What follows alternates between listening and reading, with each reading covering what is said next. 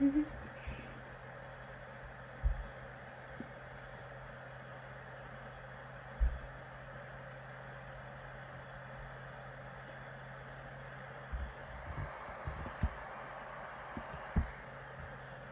Okay. It's 9:10 now, so I think we're going to get started. Welcome everyone to Nova's second workshop as part of our Skills to Success series called Building Your Personal Brand with Audrey Pe. We're really excited to have you guys all here. If you're from Mississauga or anywhere in Ontario, thank you for spending your Saturday night with us. And if you're from across the globe, we welcome you and thank you for joining this workshop. So without further ado, we're going to get started. So we just have some basic presentation instructions just to make sure that it runs as smoothly as possible. So first off is to please keep your video on mute if you're not speaking, just so that we don't have any auditory interruptions throughout the presentation. We are going to be screen recording this entire presentation, so if anything does cut off or you guys know people that weren't able to make it, we're going to be sending it out to everyone who signed up, so just keep that in mind. And if you have any questions, feel free to send them in the chat box, and Audrey will address them either throughout or at the end of the presentation. It's the same chat function that you guys were using just to introduce yourselves just now.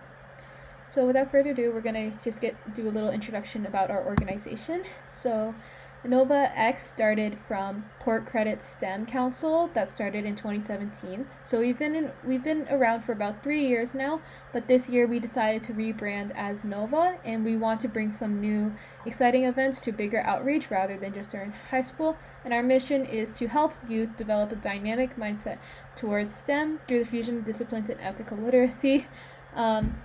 So far, coming soon, we're going to host an internship, a journal, and hopefully more events coming soon.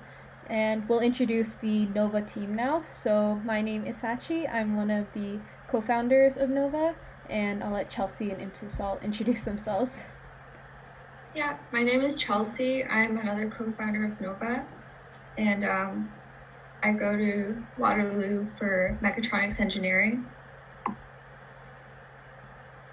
Hi, my name is Imtisal. I'm also a co-founder. I just finished my first year at Harvard studying biomedical engineering. If we're going off the study thing too, I'm Sachi again, and I just finished. We're all going into our second year. I just finished my first year of health sciences at McMaster, so we are in STEM fields ourselves. So this is how we all started up Port Credit STEM and Nova from our own passion for STEM. So now we're going to Chelsea introduce the workshop.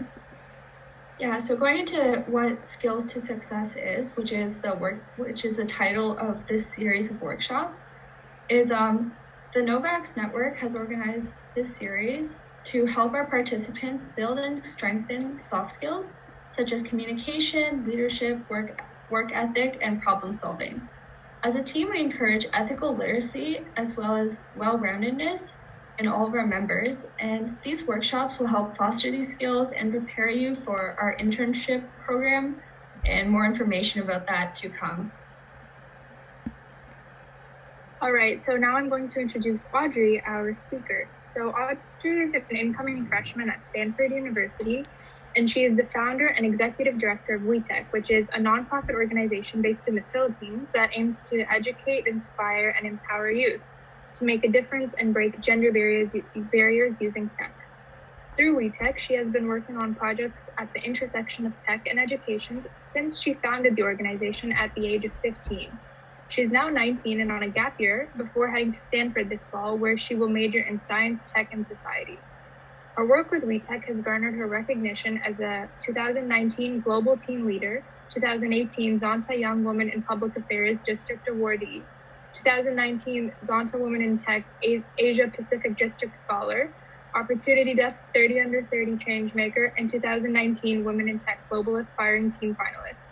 She's also a 2-time TEDx and UN speaker, and she has delivered over 30 plus talks, and she's also been featured in local and international publications like Esquire and the Philippine STAR. So that's a little bit about Audrey, and now I'll let her take over. Okay, hi everyone. Thank you so much to the Nova team for having me, for reaching out for this opportunity. I'm really excited. Let me just share my slides right now. Okay. Firstly, props to everyone who's either staying up really late or waking up really early for this presentation. I really appreciate being here. I'm really excited for this. So, okay. So today I'm going to be talking about using social media to build a personal brand. And kind of the structure of this workshop will be, I'll talk a bit about what I do with WiTech, how WiTech started, and how social media, specifically in the form of personal branding, was such a big asset in terms of building the nonprofit, expanding our reach and impact. After that, I'll give some branding tips for platforms, specifically Instagram and LinkedIn.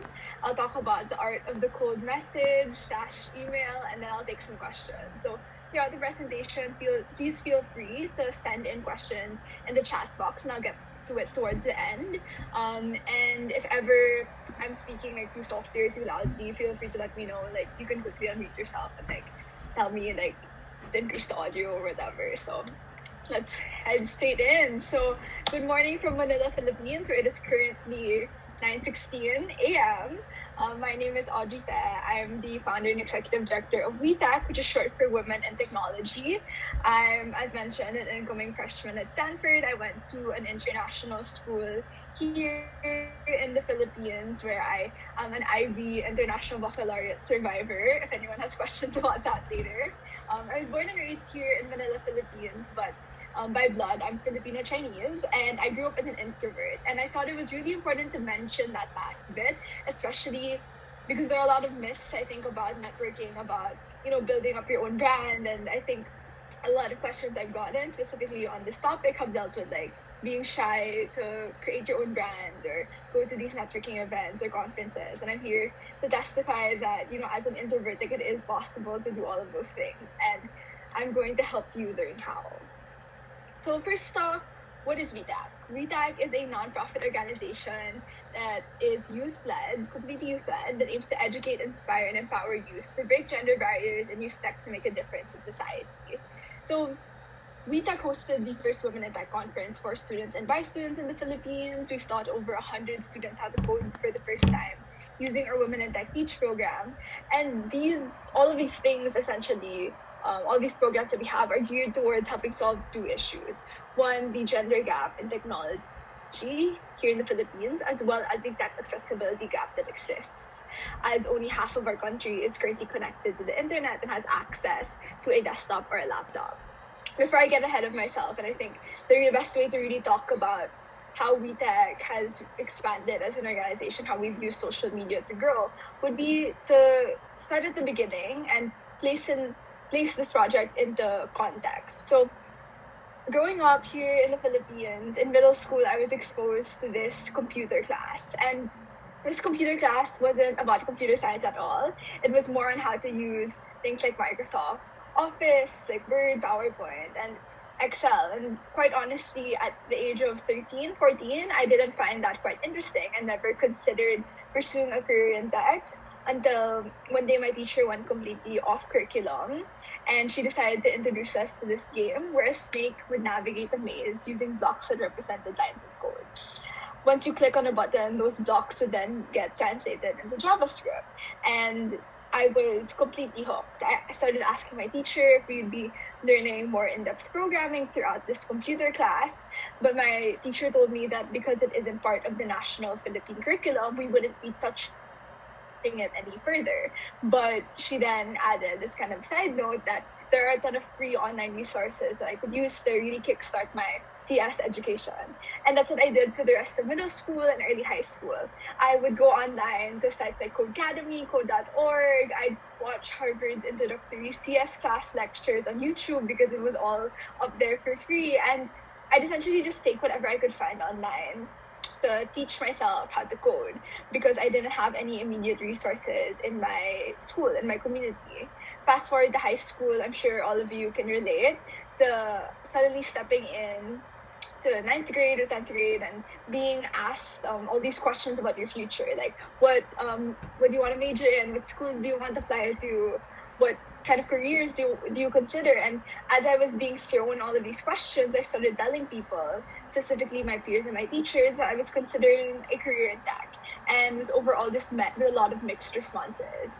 My classmates told me that I was very, very brave to go into tech because I would be the only girl there, which is a fair assessment because at that time, like in my grade, I was the only girl in the entire ninth grade that wanted to go into tech. And I was one of two girls in that grade that wanted to go into STEM, the other girl wanting to be a doctor. So very different. But what really hit me the most was feedback from my teacher that said she couldn't imagine me being a good fit for tech. I then tried to unpack what she said, really, and I realized that one of the reasons why I personally too felt like I didn't fit well in the tech industry was because I couldn't name a single woman in tech, much less a Filipina woman in technology. That led me to literally go on Google and look up women in technology, or like Philippine women in technology. And I rabbit holed and I read all of these statistics about the gender gap in tech, not just in the Philippines, but around the world. So I read statistics like only 18% of tech companies here are founded by women, and that internationally, according to pay scale, women in tech are paid 80 to 22% less than their male counterparts. Reading those statistics really, instead of pushing me out of tech, really got me, angry almost. Like, it got me thinking, like, why is it that because of gender, like, men and women are paid differently in technology? Like, that just doesn't make sense. So, like, what can I do as I was then 15, like, what can I do as a 10th grade Filipino girl to help close this gender gap in tech? I had this real impatience in that I didn't want to wait until I got older, until college, and worked a couple of years before thinking about how to make a difference and how to make an impact in the community. And I didn't want to give up on tech per se, so I decided like I was going to use whatever resources I had to mobilize and help, promote getting more women into technology. And when I thought about the resources I had, like a huge chunk of that was really the internet. And that's what kickstarted WiTech, which was then the Women in Technology blog that I used to feature the stories of women in tech I had networked with and met via platforms like LinkedIn and Instagram. But after some time, I started writing more and more articles, but I had this persistent thought, like, how do we turn inspiration into action? Because as much as people read the blog articles on WiTech, as much as we were getting traffic on the website, I couldn't help but think, like, is this actually going to make an impact unless we are actually exposing, young girls to women in tech role models? And after seeing up online about the Grace Hopper conference, about, women in tech gatherings and opportunities in countries like the US and the UK that weren't being brought here to the Philippines, I thought, like, why do we need to wait for adults to organize these tech events and gatherings? Like, why don't we just do it here at WiTech and mobilize by making it a youth-run event? So in 2018, WiTech hosted the first WiTech conference for students and vice students in the Philippines in partnership with Accenture Philippines. I really, really love this slide because in the upper right-hand corner, you can see two little girls. So they were our youngest participants at WitCon, the Women in Tech Conference for short. And they are really prime examples of the girls that we hope to be able to inspire with this event, because they themselves had harbored an interest in tech for a while. Their parents had pointed them towards some CS tutorials, but their interests in tech were also very much, I was told by the parents of those two girls who also accompanied them to the conference that what they struggled to provide as parents for their children was role models or female role models in tech. And that's what exactly WitCon was able to provide. A couple of months after that Women in Tech conference, the girl in pink, Mona, reached out to me to tell me that she finally feels like she has people to support her and look up to in tech. Like, she said that she has new role models and that she hopes to one day become a software developer. And that's really exciting because Mona's 11, 12 years old. So to think of the other Monas that we can inspire with the coming years of this conference is something that excites me and drives me and my team every day. After the Women in Tech conference, we asked ourselves, how can we extend their impact past the middle to upper class youth that get to attend their conference? Because they come from the Metro Manila area, they have the resources to be able to attend these conferences in like quite a very different area from where a lot of underprivileged youth live. So what we try to do is partner with different nonprofit organizations here in the Philippines that were bringing books and toys to different impoverished communities. And one of the places we went to is Marawi. So in the picture, you can see Marawi was bombed actually in 2017 due to suspected terrorists in the southern part of the country. And so currently I live like in the central part of the Philippines, Metro Manila. And my team and I, we went on a plane ride, just a quick plane ride to the south in order to bring books, toys, and tech equipment in the form of secondhand laptops to this community in Marawi that had practically no exposure to tech. I say practically no exposure because while these students had cell phones and they had heard of and they have platforms like Facebook or Instagram, for instance, they, when asked, had no idea what programming was. They had no idea about entrepreneurship, startups, and that's something that we were able to bring in through a 3-hour workshop about technology, about intro to computer science, about careers in STEM. And since it's this program's inception, we've also been able to go to northern and other southern parts of the Philippines and have taught over 100 students how to code for the first time. So this is our impact thus far. And besides the Women in Tech conference and the roadshow and the Women in Tech Teach program, we also do a roadshow where we talk about WiTech and we talk about why we need more girls in STEM in different public and private high schools across the country. Okay, so a huge part of how WiTech has developed is through networking. And I think we've grown so fast in these 4 years. We've gone from a team, or we've gone from me basically blogging alone in my childhood bedroom to a team of 72 high school, college students, and fresh graduates from 3 different countries. So 72 people in 4 years. And that's, to me, something that's crazy, and that was only able to happen because of social media and because of the power of networking.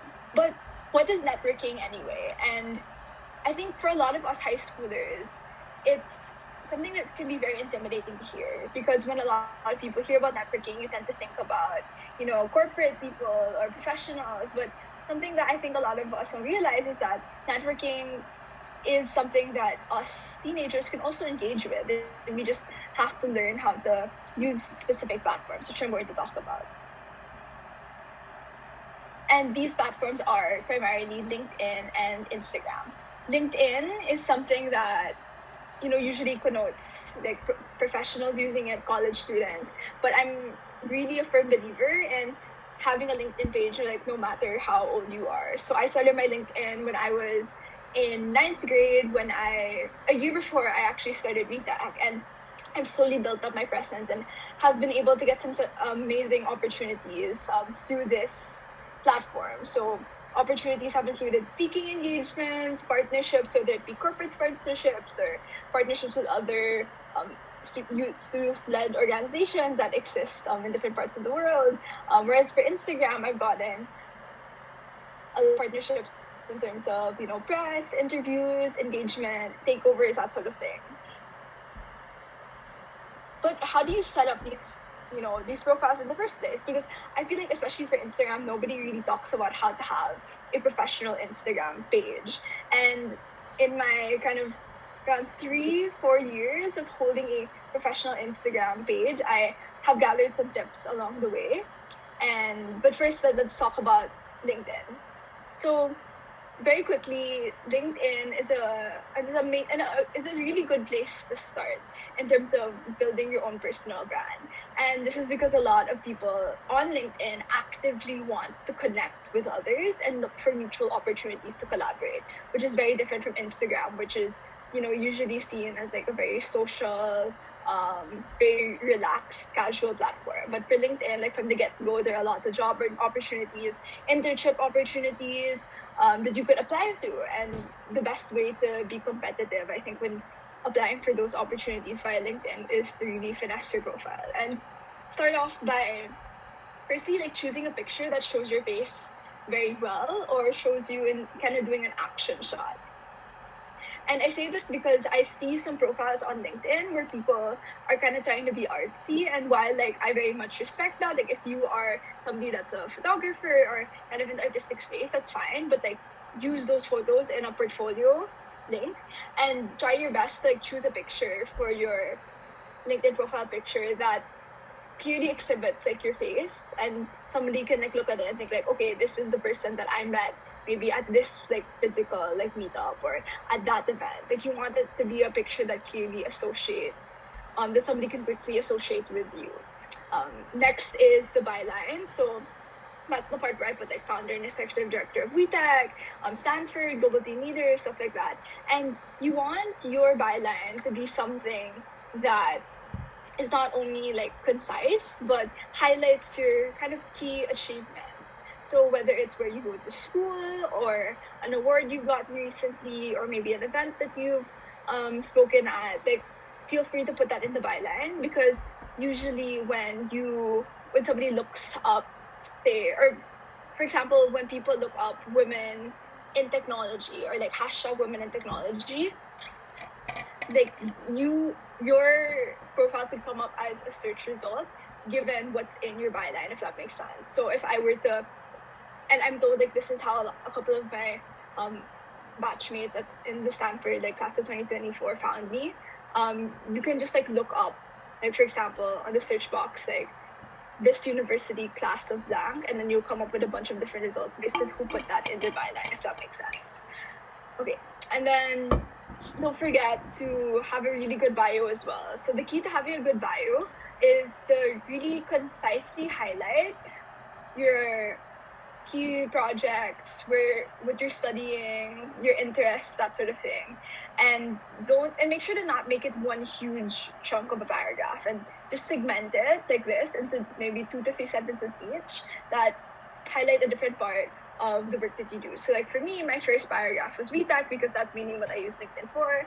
My next part dealt with what I'm studying at university. And then the third part is kind of like awards and speaking stuff. So for a bio, like please feel free to like edit it as you go. The first bio that you put in does not have to be like a final one. Like it can kind of always be a work in progress.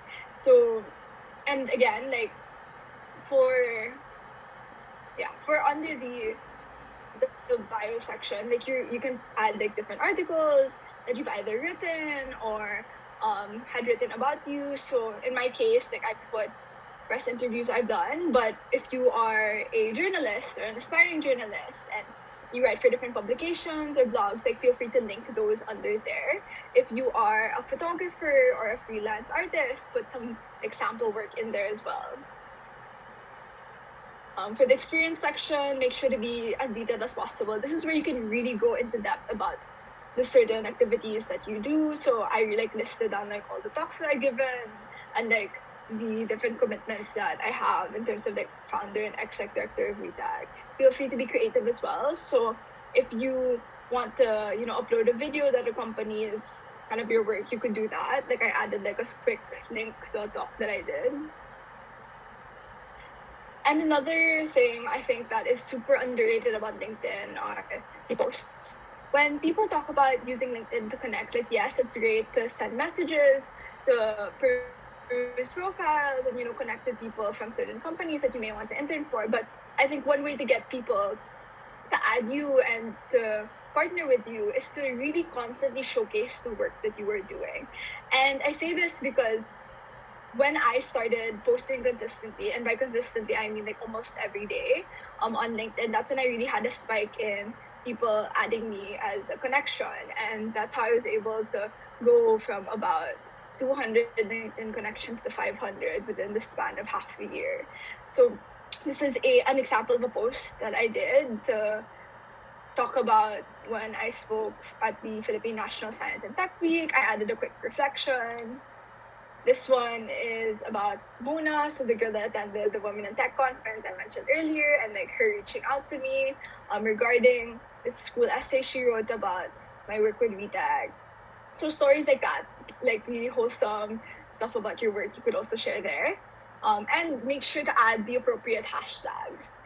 So you can see there, like for that post about the Women in Tech conference and Mona, I put the hashtag like nonprofit, women in STEM, etc. Like feel free to add those like either in the comments or in the actual description of the post itself. Okay, next part, and this is what I'm really excited about, Instagram. When I was thinking about how to present this, or when I was thinking about this personal branding workshop, I realized that a really good way to start, like even before making a LinkedIn page or while like making your first LinkedIn page, would be to create like a very straightforward professional Instagram. Like it's not as intimidating, I think, as people make it sound, because it's simply just making sure that your work is presented visually and making sure that you're able to connect with people with similar interests. So if that makes sense. So for this Instagram, like I've been using my Instagram professionally for a couple of years, and I found that through this I've been able to get so many amazing opportunities, whether it's to speak or to be interviewed.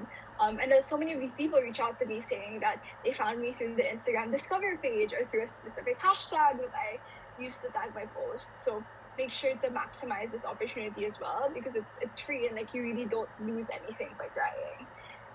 For my Instagram, what I try to do is, again, like choose a picture that clearly showcases your face. For your bio, make sure that you add in like key things that you want to feature, key things that reflect what you are going to post about in your account.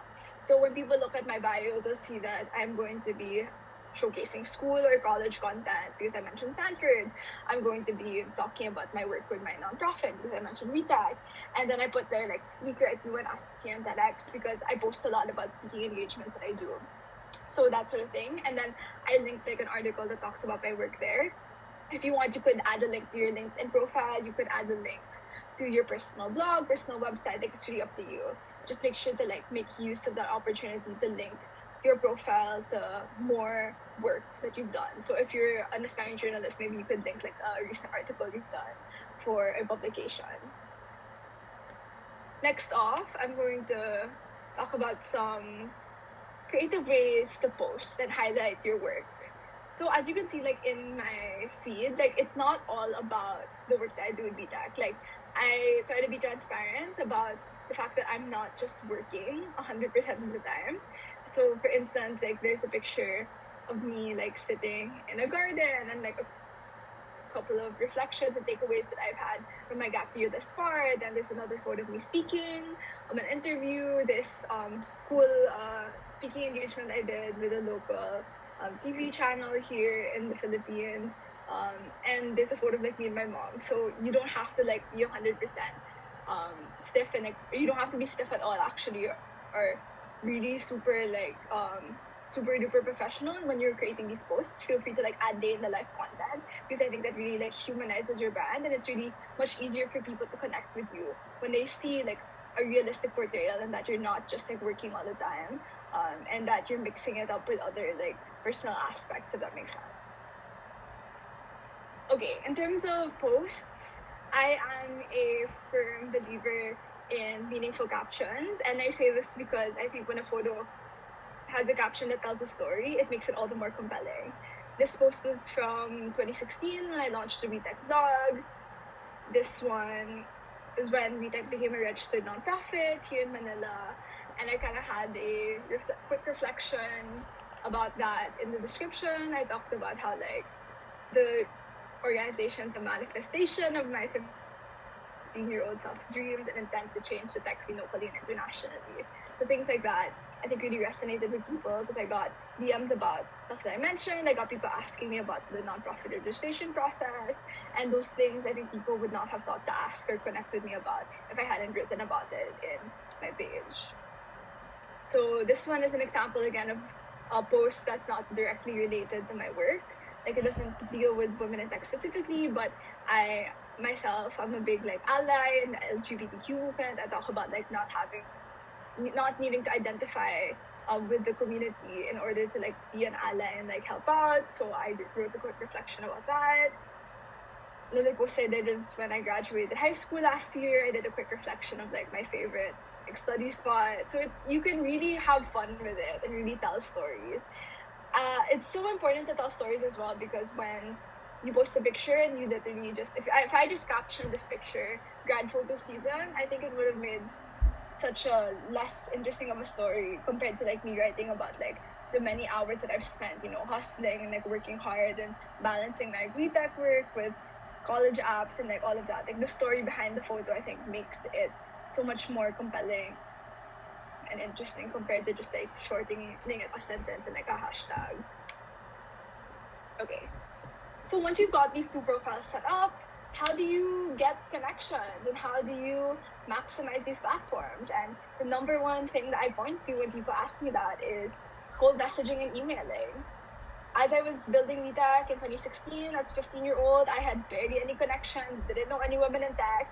So I did, what any teenager would do when faced with a question. Like I looked things up and I found myself going on the hashtag women in tech on Instagram, LinkedIn, and I found these profiles of really interesting women in tech that I wanted to ask questions to. And, I said to myself, I don't lose anything if I reach out. So I did reach out. And this is what I did. So an example of me reaching out really randomly was when I emailed Built by Girls in 2016. I quite literally just introduced myself, said, I'm Audrey, I'm an accredited student for the Philippines. I talked about how I found Built by Girls, and I asked if I could connect. And yeah, I ended the email with asking how I could get involved and thanking the person that I contacted. So very concise, very quick. And this ended up being such a great opportunity because my email got replied to. I connected with the social media manager of Built by Girls, and she ended up being the first interviewee for the WiTech blog back in 2016. This opportunity would not have happened at all if I didn't hit up Built by Girls via email and if I didn't take that chance. Even though I thought to myself like, wow, there's probably like no way they're going to apply. They're probably such a busy organization, but you never know. And when I visited New York, over the summer, I was also able to visit their office, and again, that really creates the opportunity. Only wouldn't have happened if I didn't reach out. So networking and reaching out you can get some really amazing opportunities. By connecting with different women in tech, with different nonprofit leaders, I've gotten some really great speaking gigs, partnerships in terms of helping each other with events, and really just being able to learn from people from around the world. When you're writing a cold email or message, make sure to start with talking about who you are and why you're reaching out. Be as straight to the point as possible.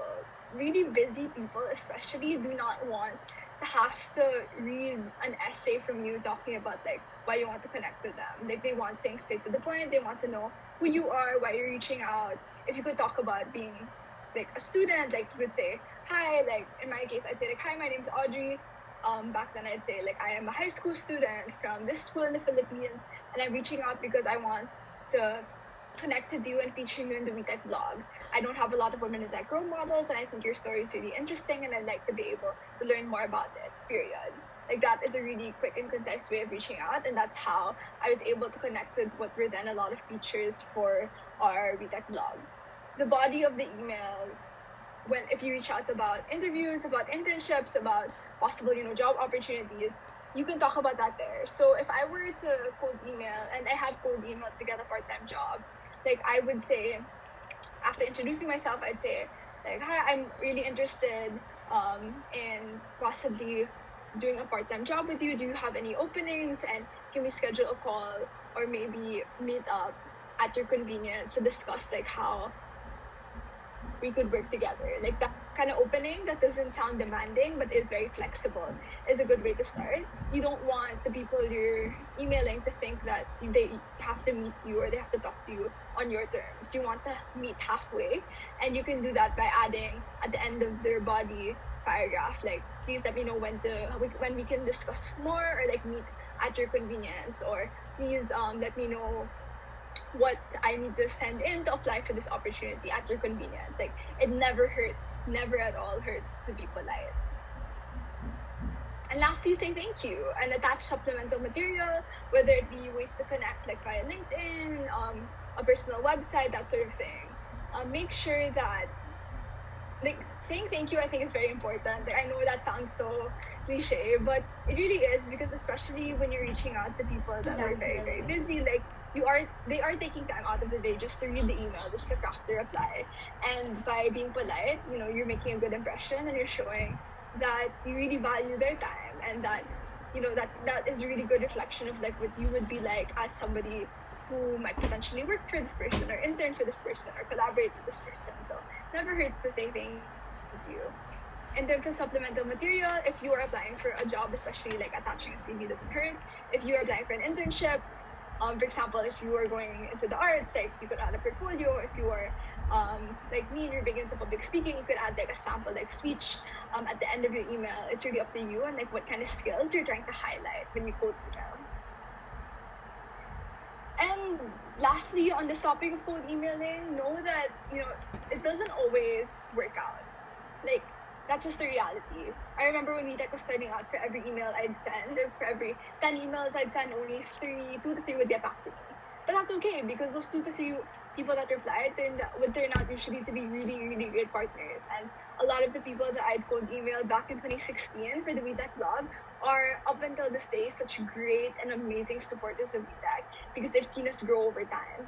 So don't be afraid to email people, no matter how kind of out there you think they are. Like, I emailed the founder and CEO of Girls Who Code, Rasma Saljani, to tell her how much I admire her work and I wanted to connect with her. And I did it as a long shot, and surprisingly, a month later, she got back to me saying that she's proud of, the work that I do. And I think that experiences like that, like reaching out to people that you admire, that you feel like have inspired you, like that is something that you shouldn't be afraid to do, because you never know, you might make someone's day, you might get a potential collaboration going. So just, I think it sounds really cheesy, but just shoot your shot, because you never know what could happen. Okay, before I go into the Q&A, I just wanted to say that I have 2 challenges for anyone that's up for it. First one is to make a poster story in kind of the format I discussed. Like, tell a story, add a reflection about this workshop, perhaps, or any workshop you've attended recently. Maybe talk about what you've learned, how things are going now that you're like mixing up online learning because of quarantine, and tag me, and I can either provide feedback if you'd like, or share it on my page. Also, the LinkedIn challenge is to set up a profile and cold message someone using tips that I talked about earlier, using the cold emailing or cold messaging format. Once you've done that, feel free to screenshot your message and send it to me if you want feedback, or simply to connect and say hi, so we can keep in touch and keep each other updated with the work that we've been doing. Another thing that I forgot to mention in terms of Instagram and LinkedIn, and the big plus of maintaining professional profiles, is that when you connect with people that you meet with online or offline, and you keep on posting on those platforms, like, you keep them in the loop about the work that you're doing, and you don't need to like have to copiously like send updates to them about how your project's going or what opportunities you're looking for, because you could literally make a post like about how you're looking for a remote internship that deals with like education technology, and because they are in your network, they'll see it, and the chances are they might reply to it. So it's really good in general to just keep people updated on the work that you're doing, so that way they know if they can help you out, or if there are potential like avenues for collaboration. So it never hurts to showcase the work that you're doing, and to just be really proud of it. Especially for my fellow introverts out there, I know it can be very difficult to put yourself out there, but trust me, like, it's so worth it, especially if you're starting a nonprofit or brainstorming on how to start a nonprofit, or simply like looking for an internship. Like, years from now, you will be glad that you took the initiative to put your work out there, because now more than ever, like, we're seeing so many online opportunities, and you don't want to miss those by not like taking advantage of these platforms that are free and so accessible for all of us here today. So yeah, that's my presentation. I'm going to exit right now, and yeah, I want to see. Oh, okay, I see questions. Okay, I will check those out. Okay.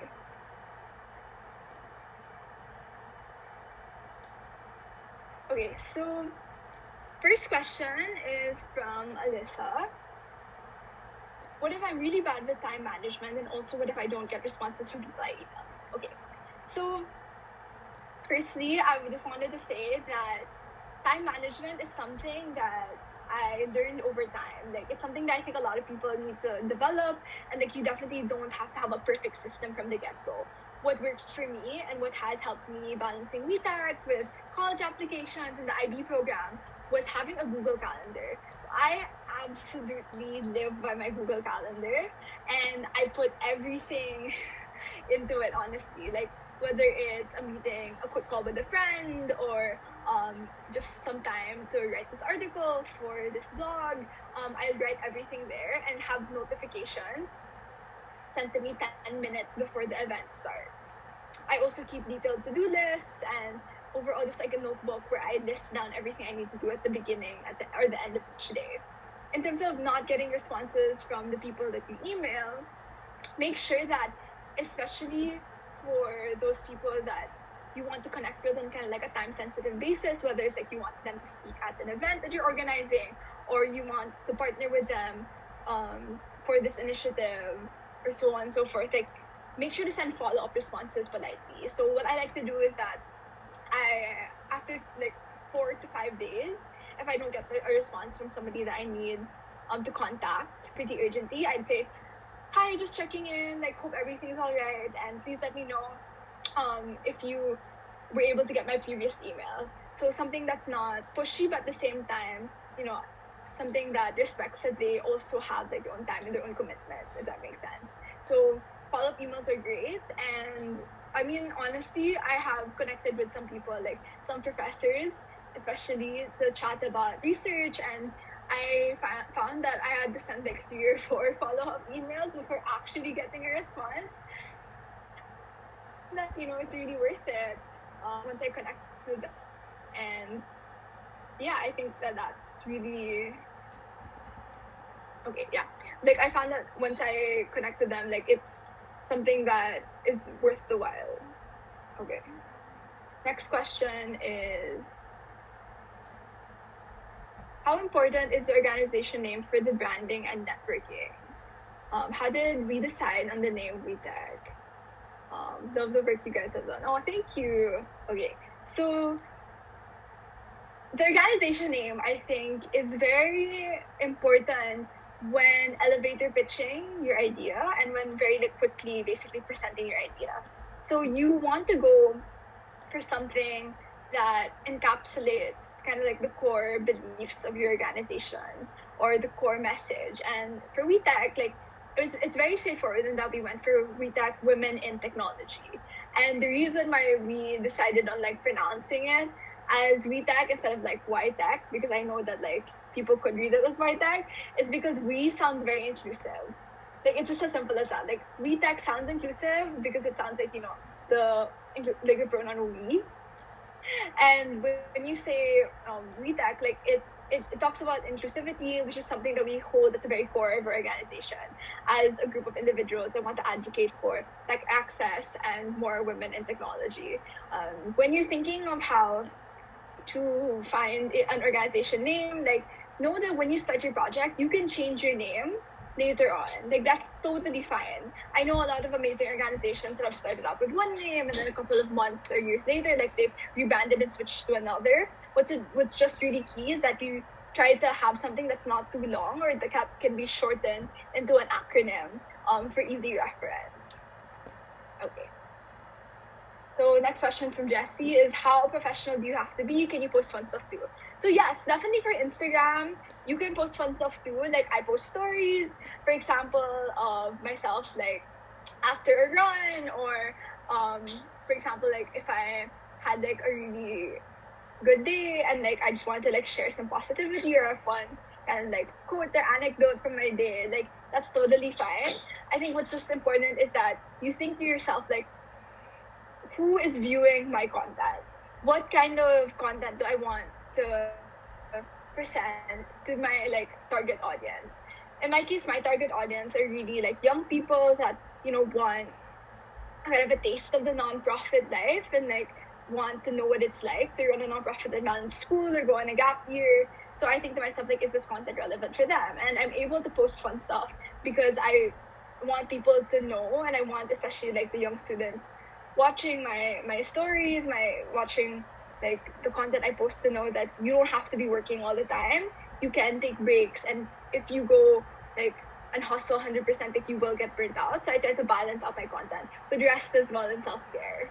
So yeah, that's why feel free to be fun with what you post, but also be responsible, and don't post anything that you feel like 10 years from now you're going to regret posting. Like, be appropriate and just be smart about what you put. Hope that makes sense. Okay, so I sent the workshop slides. Okay, so next question is, will there be workshop slides and recordings sent afterwards? Yes, the recording will be sent. And I also sent a copy of the slides to the organizers. I think you can, okay, sorry, that got answered already. So another question is, did I have time to do stuff like parties, workout, and all, because it seems like this took a lot of time? So this did take a lot of time, in all honesty. Like, for context, WiTech was really, really picking up speed when I entered the International Baccalaureate program. So my last 2 years of high school. And for those of you that aren't familiar with the IB program, it's basically a pre-college, like high school curriculum that is really rigorous, and it's kind of like APs in the sense that if we score a particular grade after our IB tests, we can get college credit. So that's why, like, at Stanford, like, I don't have to take my inter-CS class because I took IB computer science, which is like AP computer science. And because I scored a specific grade, like, I can college credit it. Basically, those 2 years were so chaotic for me. I didn't go to a lot of parties, admittedly, because I didn't prioritize that. Workout, I did. And I was able to make a lot, I wouldn't say a lot, but I was able to make time at least once a week to work out because it was also one of my extracurriculars at school. So I did like varsity tennis, I did like home workouts because to me, like, it's so important to make time to take care of yourself each day. As much as I love my work, and I'm sure that so many of you like on this webinar are really invested like in your work or the things that you're passionate about, that's great. And I really encourage you to explore your interests and your passions, but at the same time, don't burn yourself out too. Like, make time to do something that's unrelated and like for self-betterment, whether it's reading a book or working out or spending time with your family. Like, make sure to do something to take your mind off of work as well each day and really have that balance. Like, in high school, I think it's all about prioritization and being deliberate about how you manage your time. So in my schedule, I would literally like schedule in time for like self-care, workouts, rest, that sort of thing. So hope this helps. Is it better to write your bio in... So Anik is asking, is it better to write your bio in third person or first? So third person is generally what I recommend and what I see a lot of other professionals recommend as well. So to be honest, to be professional is to be on the safe side. You run the risk of being informal if you write it in first person. So definitely recommend third person.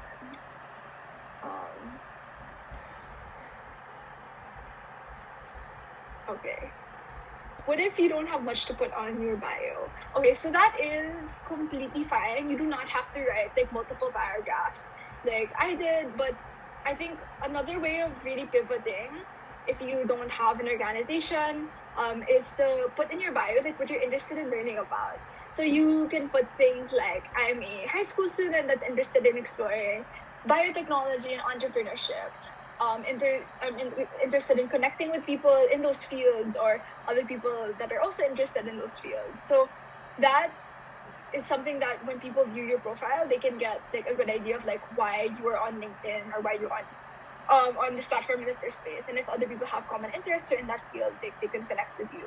So at the same time, like if you don't have much to put, and you can just like put as well like that in your bio, you concisely put like maybe one paragraph and talk about like where you study, like mention that what you're interested in learning, and maybe if you're looking for an internship or a job opportunity, like you can add that as well. You could also put in, I mean, as a high school student or a college student even, like you're not expected to know exactly like how you want to spend the rest of your life. I know there's this pressure like on LinkedIn to like have and your life look like it's put together. But LinkedIn is really just a great way. Like at its core, LinkedIn is a way to connect with people and learn from people. So I think as long as you show like an open mindset and talk about the things that you want to learn, the skills you want to learn, the fields you're interested in, like that's a really good approach of like writing your bio. So I hope that helps. So Alyssa asked, can you DM people on Insta instead of emailing them? Totally, I did that. Same format, intro, body, thank people for their time. Usually like I'd send like Instagram DMs with like 2 to 3 sentences to people really quickly. So that's something that is definitely super underrated. So what if you don't have much? Okay, I answered that one.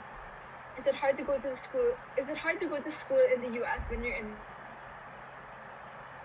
Okay, this is a question because I'm not an admissions officer. I'm just speaking as somebody that underwent the US and UK application processes as an international student.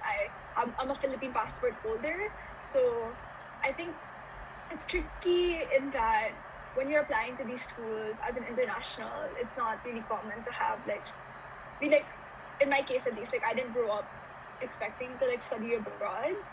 So and both of my parents didn't study abroad, so there was definitely not the same amount of guidance as people, for example, who are intending on studying in like the countries that they grew up in. But I think the process, even though it can get stressful, can be really, really worth it because there's so many online resources that are there. So another great way to use LinkedIn is that like I would connect with people from universities that I intended on applying to, and I'd ask like, hey, can I ask you some questions about what it was like applying to so-and-so school, especially if they also applied as international applicants. Feel free to ask me questions about like the Stanford application process or UK process. Like I was deciding between Stanford and University College London, UCL for short, to read for their Science, Tech and Society program, SDS program. US and UK process are very, very different. So if you want to learn more about that, just like hit me up via my contact info, which I will flash with them. Okay. Natasha's asking how long did it take for WiTech to become a registered nonprofit? We took, okay, so we in 2016, but we became registered in 2019. And the reason why it took so long is because here in the Philippines, you need to be 18 to register your nonprofit as a founder. And I only turned 18 last year, May 2019 is when I turned 18. So once that happened, like I asked, the world for that to be like my birthday gift, like WiTech registration. And we worked on it for a couple of months, lots of paperwork. Especially here in the Philippines, the processing takes much longer, I think, than getting a 501c3 from the US. But yeah, overall, just know that like because it took long here in the Philippines, that does not mean it's going to take long in your respective country. Like reach out to people from the specific country that you want to register your nonprofit in. But know at the same time that you don't have to have registration to operate if you're not like selling goods or like you apply for large grants right away. Like we were able to host this with WiTech very early on without nonprofit registration because we weren't like dealing with large sums of money. So no pressure in terms of registration. No, it's just something that usually corporate big companies and grant organizers usually ask for. So, okay. The next question is, do you recommend sending your resume with the cold emails? If you are looking for job opportunities and internships, yes. If you just want to connect with somebody casually, no need. Okay, what do you say in cold emails if you have no experience? Okay, so this is how I would cold email when I was 15. I'd say that, hi, my name is Audrey. I found your profile and I really want to connect with you and the work that you're doing. I'm a high school student from the Philippines and I'm looking for role models or people to connect with in the tech industry, but receive very little support from my immediate community and entering tech. Would you be willing to answer some of my questions via call or like an email thread? Please let me know and thank you so much for your time. That's short and simple. Didn't have much experience at the time, so I didn't have much to talk about in my cold email, and yet like I was able to still get responses from that. So very short and sweet. You can just honestly be very straightforward and very honest and just say that you don't have like that much experience in this field like I did, and you can say that you just want to learn and you want to be able to connect. And I think a lot of people, especially minorities in the tech industry or women in very underrepresented fields are very, open to connecting with other young girls that want to learn. So take advantage of, the platforms that exist like Instagram, LinkedIn, and just, shoot your shot. Okay, next from Kimia is, how do you get connections when you first have no connections? What I did at the beginning of my LinkedIn days is that I just add people. Like, I go on the hashtag Women in Tech and I just add people. And because my profile said that I was really interested about learning about the Women in Tech community, a lot of people accepted. And at the same time, like, people are on LinkedIn because they want to collaborate, because they want to make meaningful partnerships. So just don't be afraid to add people, even though you don't know them in real life. Just make sure that like they are genuinely people that are there to provide experiences or to connect for the right reasons, if that makes sense. Because sometimes if you just connect to like random people, some of them are like marketers that are just trying to like get you to buy a product. So make sure to like vet and see if like the people on the platform are really there for like the right reasons. Okay, so another question is did my parents help me with my org? Yes, they did in the registration. So my parents are both not from tech background, so they weren't able to help. Like in the beginning, they were very supportive, helped me like go back and forth from school to like different events. They helped me in terms of like talking to teachers to excuse my absences, that sort of thing. But they really stepped up and stepped in when the registration process came in and we had to like file different documents. I had to get like a personal like TIN number here in the Philippines, all the adulting stuff. They were amazing at helping me with. Okay. Next question is, do you have to tell people your age? Do they take you less seriously? Ooh, so that's a good question.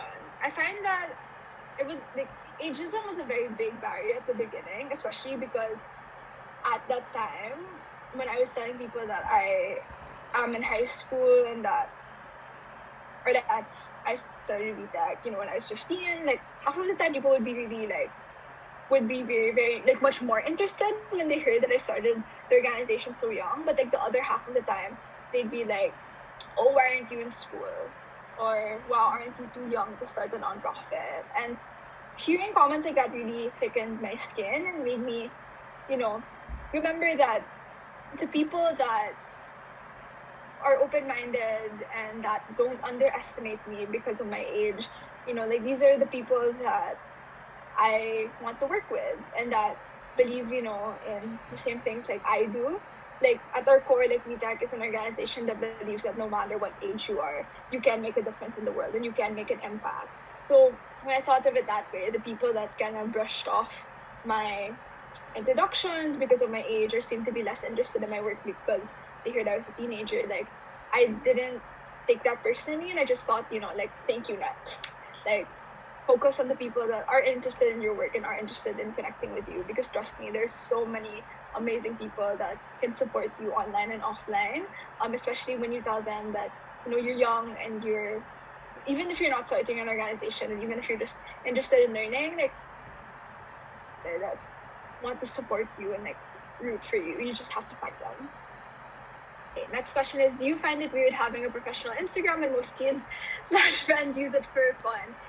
Okay, honestly, at the beginning, yes. It was weird because I knew no one like that was doing like the whole professional Instagram thing.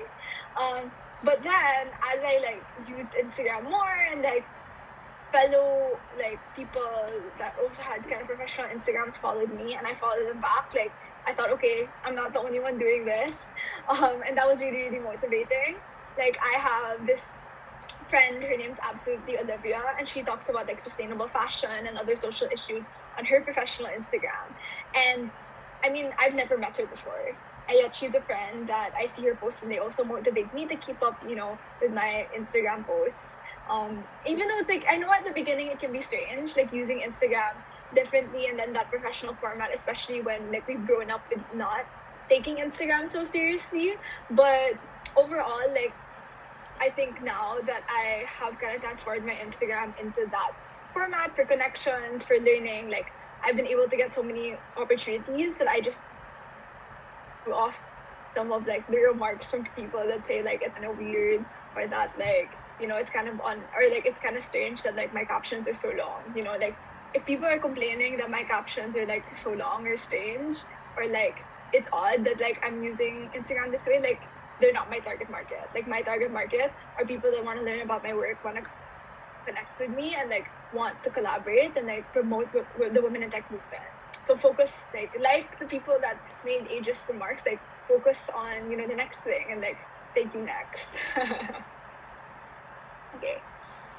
Alyssa, or Alisa, I'm not so sure how you say that, said, I would love to start expanding my influence on Instagram, but I'm a bit concerned about privacy. Okay, so my policy on privacy is don't like put information online that you feel comfortable with an absolute like stranger knowing. Like always keep that in the back of your head. Like people that I have never met in real life will be able to see this. So whether or not like you want to post that picture or share that personal anecdote about yourself is completely up to you. Privacy wise, like when I geotag, I don't like put my personal home address, obviously. I don't share like the names of like my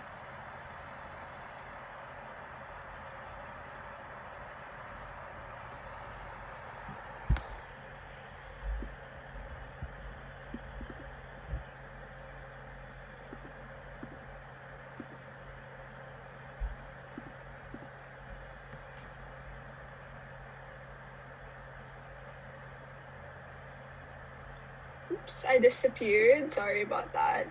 I think there were other. Can you guys hear me now? Is it good? Okay, nice.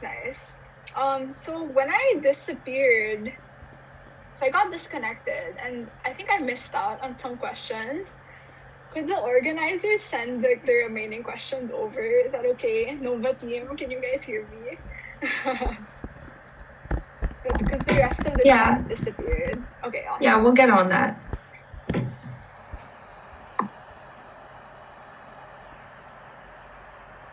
Okay, I will take this question first from Diriti. I hope I'm saying that right. Or Diriti.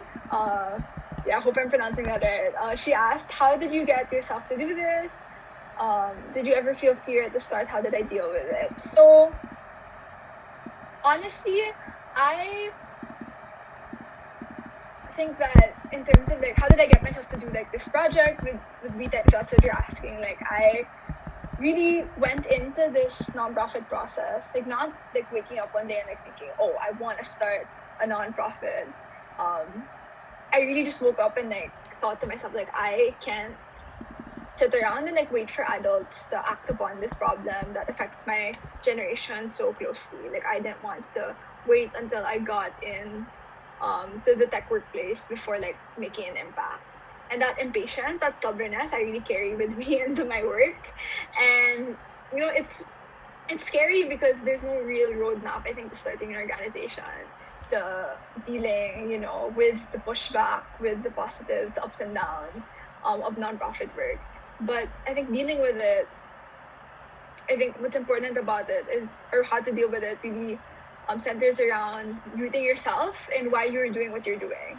So during those really tough moments, I remember in senior year, I would literally cry in the bathroom during my break because I was so tired. Like I was getting like 3 to 4 hours of sleep. I was balancing college applications, student council, tennis, WiTech, UN, WiTech, all of these things with IB exams looming.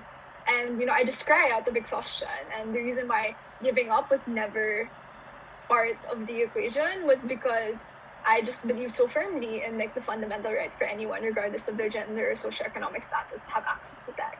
And because I'm very committed to that idea, to that vision, like that's how I was able to overcome those really tough moments. So find a problem that you really, really feel as if you can't not help solve, something that keeps you up at night, you're really passionate about, invest your time in it really, and see,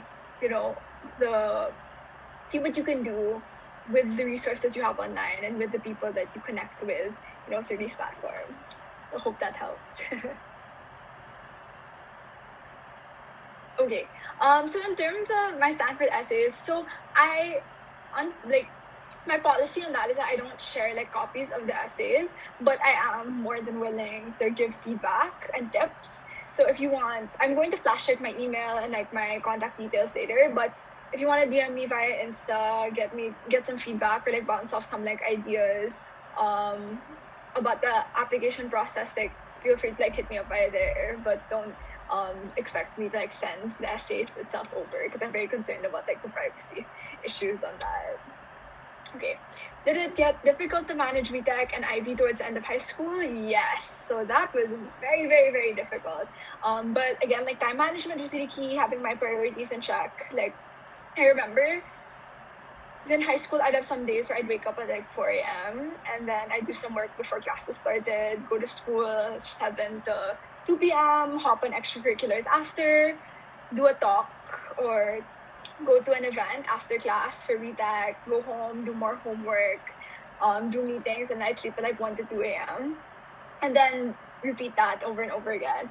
And I think the reason why I was able to have that like really crazy schedule was and really sustain that energy was because I really genuinely enjoy the work that I do with WiTech. Like I love going to meetings and I love connecting with people. I love ideating and working with team members from around the world. So yes, it was difficult, but it was very, very worth it. And I think because it was very much rooted in two causes, gender equality and tech access that I am very invested in, like I was able to sustain it over time. So yeah, but I definitely recommend like getting your 7 to 8 hours.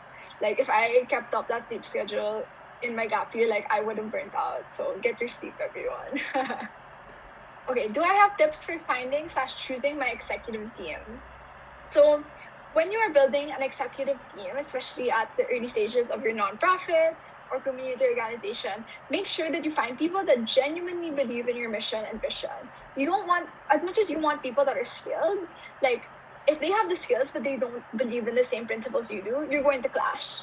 Like you can get somebody that's super, super great at marketing, but if their marketing principles don't align with the principles of your organization, it's going to just be a mismatch. So make sure that when you interview people for your executive team, whether it's people from the public that you've never met before or some of your friends that you want to interview, that you make sure you ask them like, how do you feel about like this problem, this issue?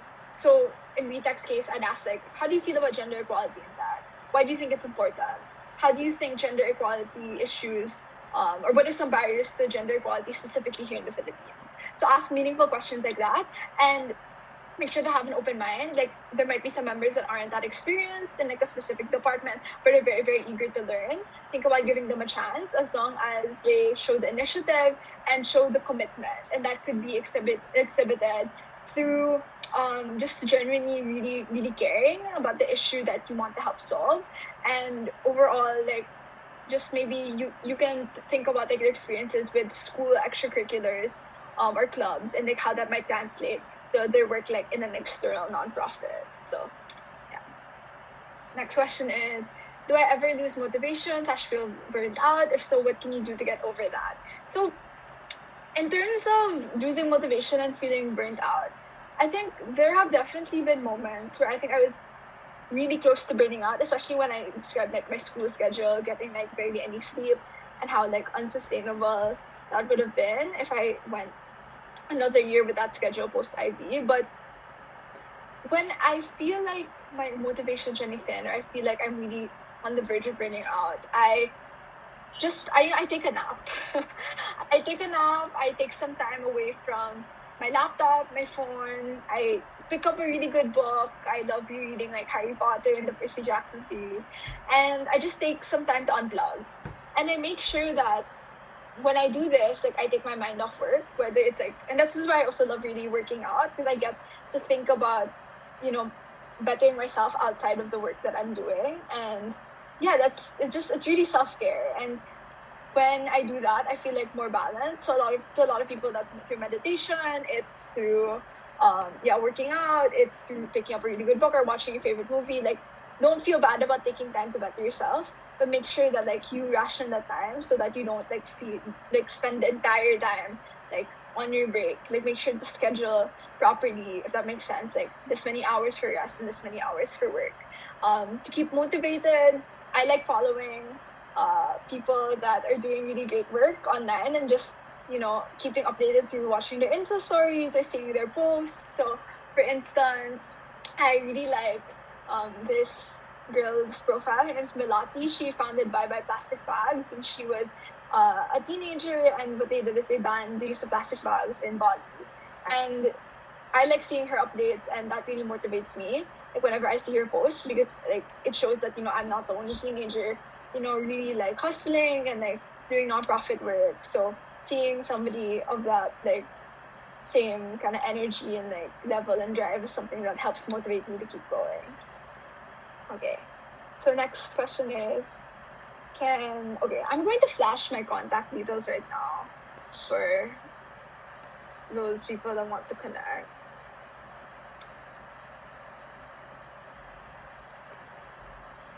Okay, so I'll get to the other questions in a bit. Okay. Okay. So, next question is, can I host ticketed events without being a nonprofit?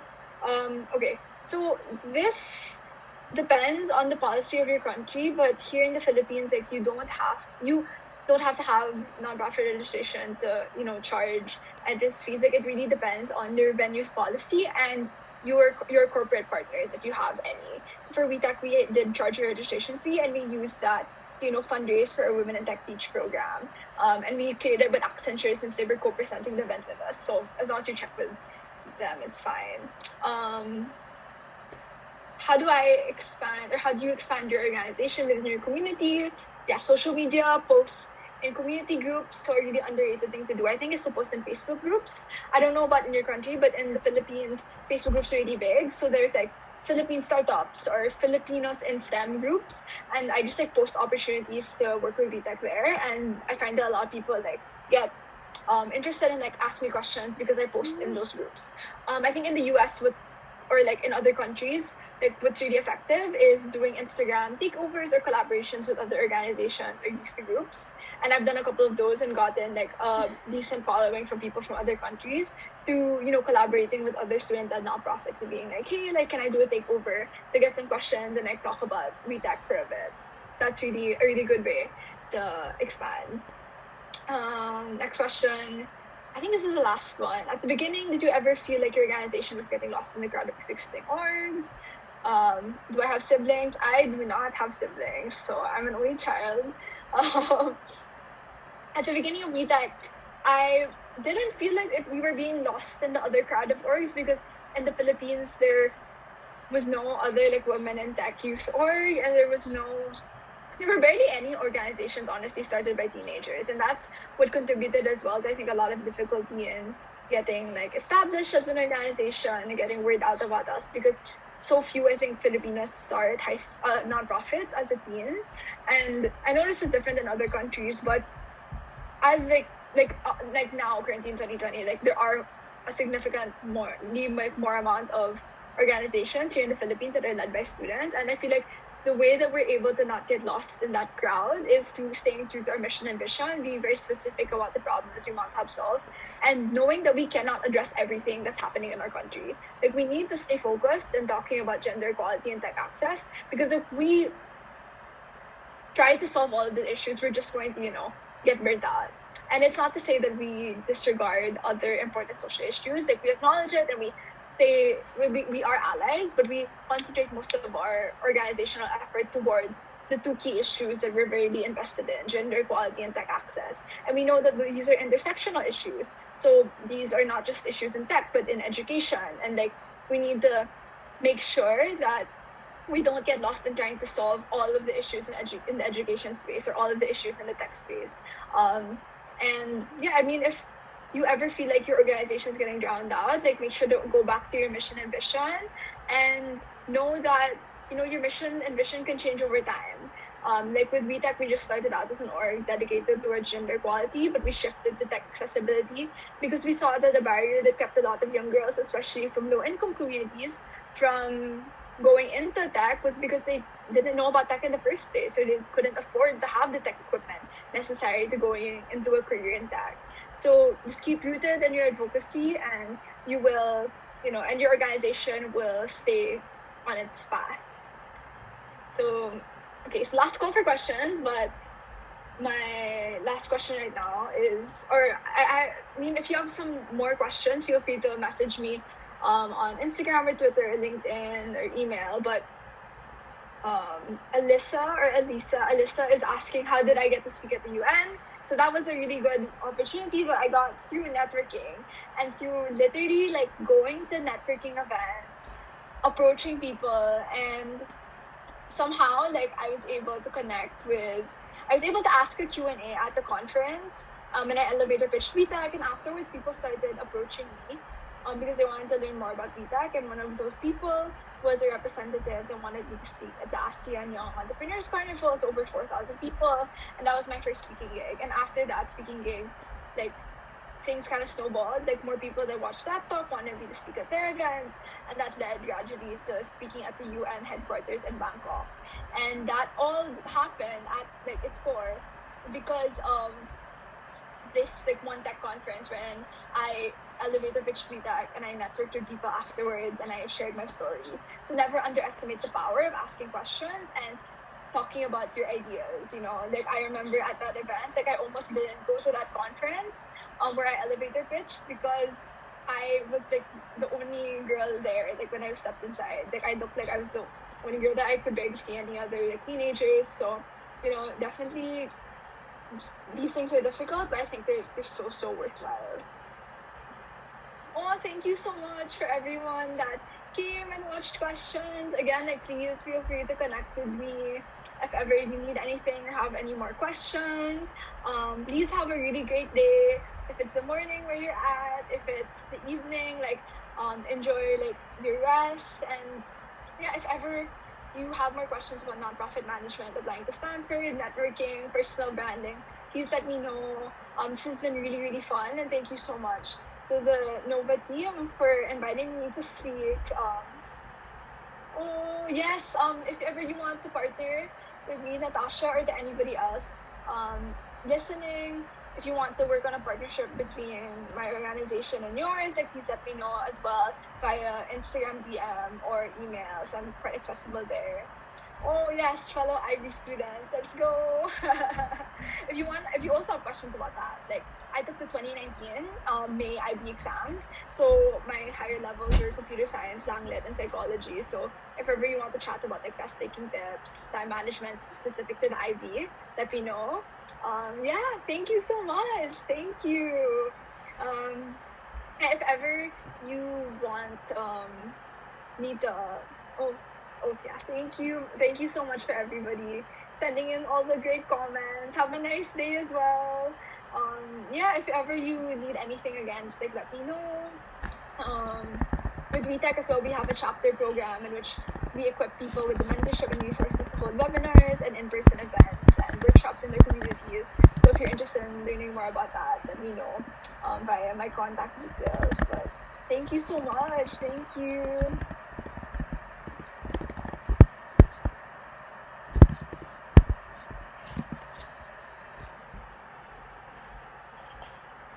Yeah, she's just finished. Is it glitching? No. Thank you, everyone. For those of you that are, I see that people are leaving now.